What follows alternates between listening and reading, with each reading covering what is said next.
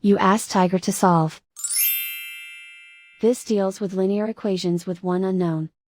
The final result is W equals 42. Let's solve it step by step. Swap sides. Isolate the W. Multiply both sides by inverse fraction 7/6.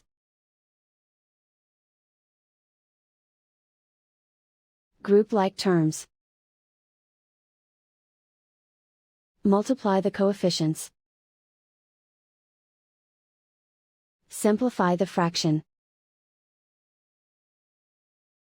Multiply the fractions. Simplify the arithmetic. And so the final result is W equals 42.